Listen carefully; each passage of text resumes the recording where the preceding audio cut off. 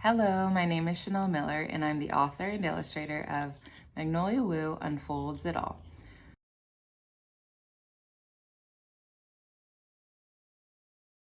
I was living in New York City during the summertime, and every weekend I'd have to walk in the boiling heat with like a huge bag of clothing to do my laundry. And I resented this activity.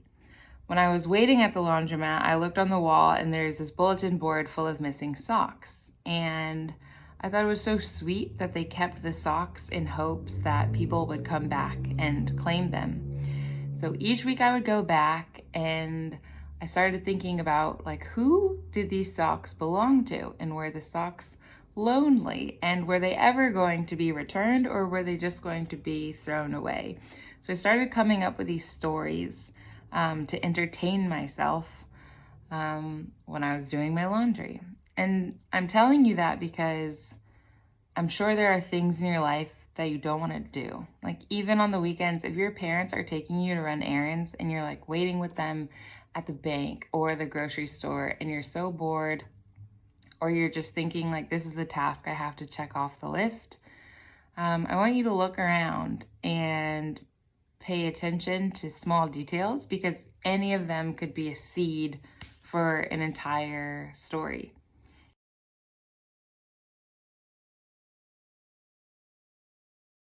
So this is Magnolia, this is Iris, this is Magnolia's dog, Mr. Pants. And my sister is actually sort of based on Magnolia because she always takes action.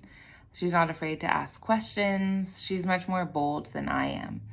I'm more like Iris. I'm pretty soft-spoken. I'm really observant. And I take things in, but I don't like to, I'm not very loud or assertive. And so the characters were kind of based on the dynamic between me and my sister.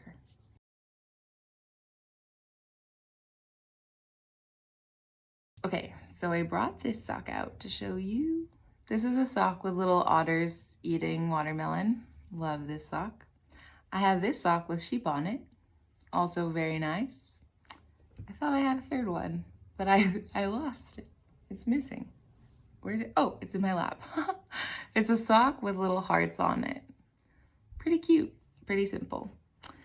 But I also, like I said, I was always sort of shy, and I like that with socks, you can have a pretty ordinary outfit. Like right now I'm wearing gray, but I can wear socks that are really colorful or strange to show you that I do have a lot of exciting things going on in my head, and an interesting personality, but I just don't show it all the time. All right.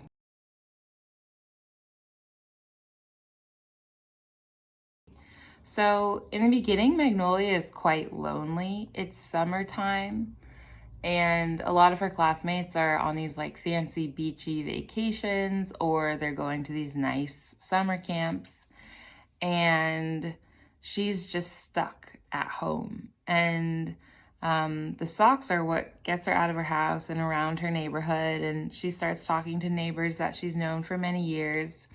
And she slowly realizes like how many people she's surrounded by, how many people that love her, how she's this part of a community. So I think sometimes you can be at home and you might feel isolated and alone, but it's really important to remember that like at all times you're connected to all these people who are excited when they see you, who are thinking about you.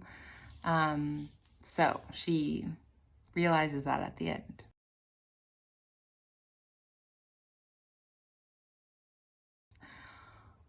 My advice to you is just make anything you can. Don't get caught trying to draw things that are super realistic. Like, this isn't realistic. This is just my own drawing style, but I like it and it works for me. Even the letters, like they're not even symmetrical. They're sort of like wobbly and like funny shapes, but it works, right? And it's a distinct style. So I hope you put your pen down to paper Create as much as you can without judging yourself too harshly. Even, I'll show you this. I went to a school visit and this girl, afterwards, she handed me a book, this little booklet. I framed it. Let's take it out. And it's about a girl who goes in search of a necklace. And the girl's name is Chanel. That's my name. The end. And so she made this, I think like during the assembly when I was speaking, and then gave it to me at the end. And I think it's so beautiful. And so you don't have to wait for a literary agent or for your book to get published. You just make it and put it in the world, and people like me will appreciate it and frame it and keep it on their desk to motivate them to keep writing other things.